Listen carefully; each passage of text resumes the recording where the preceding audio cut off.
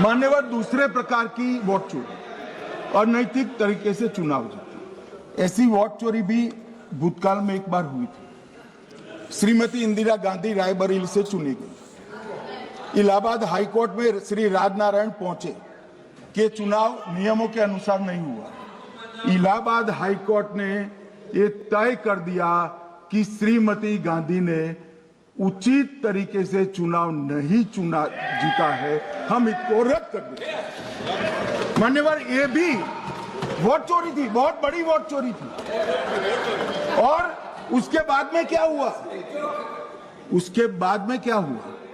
उसके बाद में वो वोट चोरी को ढकने के लिए संसद में कानून लाए कि प्रधानमंत्री के खिलाफ कोई केस ही नहीं हो सकता। मैं विपक्ष के नेता को कहना चाहता हूं, इम्यूनिटी की बात आप चुनाव आयोग की पूछ रहे हैं, इसका तो मैं जवाब दूंगा, इम्यूनिटी का।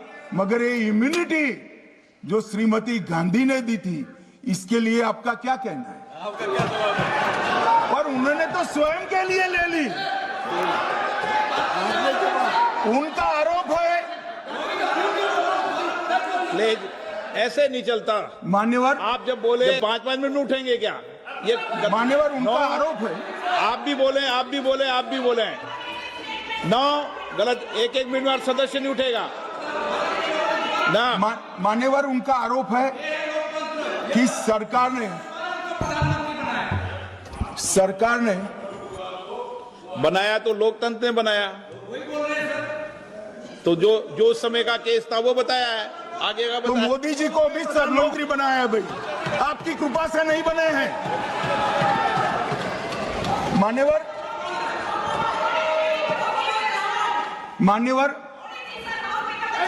प्लीज से मानक तरीका ठीक नहीं है आपका, 2-2 मिनट में उठना।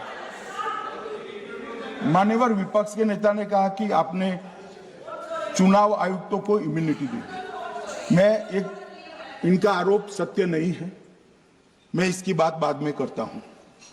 परंतु हमने तो चलो मानो चुनाव आयुक्त को इम्यूनिटी दी, श्रीमती गांधी ने तो अपने आप को इम्यूनिटी दी।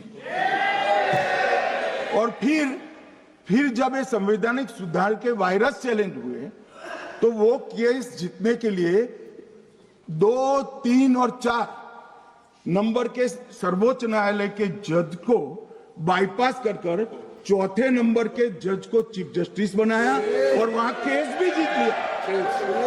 और मान्यवर, ये तो इतिहास है, कौन झुठला सकता है?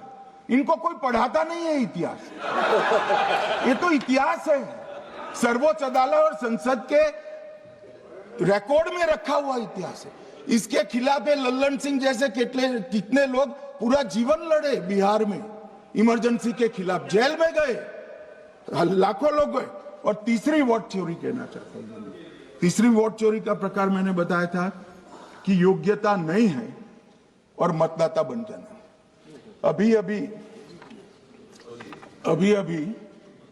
एक वाद पहुंचा है, वाद मतलब डिस्प्यूट पहुंचा है दिल्ली की सिविल अदालत में। उसमें डिस्प्यूट ये है कि सोनिया गांधी जी इस देश की नागरिक बनने से पहले मतदाता बने।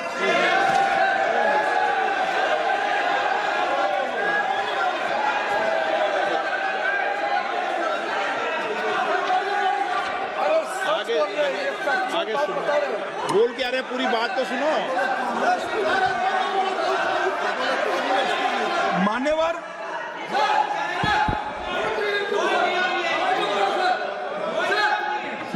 मैंने इतना ही कहा है कि अदालत में केस चल रहा है जो फैक्चुअल है। अब जवाब तो उनको अदालत में देना है, सोनिया जी ने यहां क्यों दे रहे हैं? अदालत में जवाब देना है।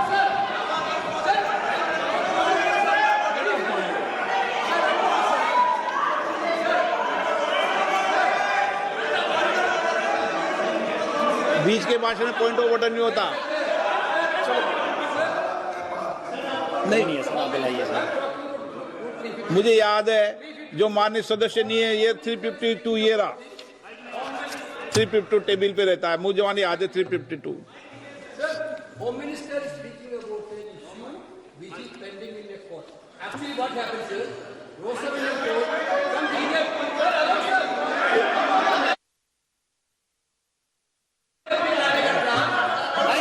case on Madam Sonia Gandhi's voting on that 80.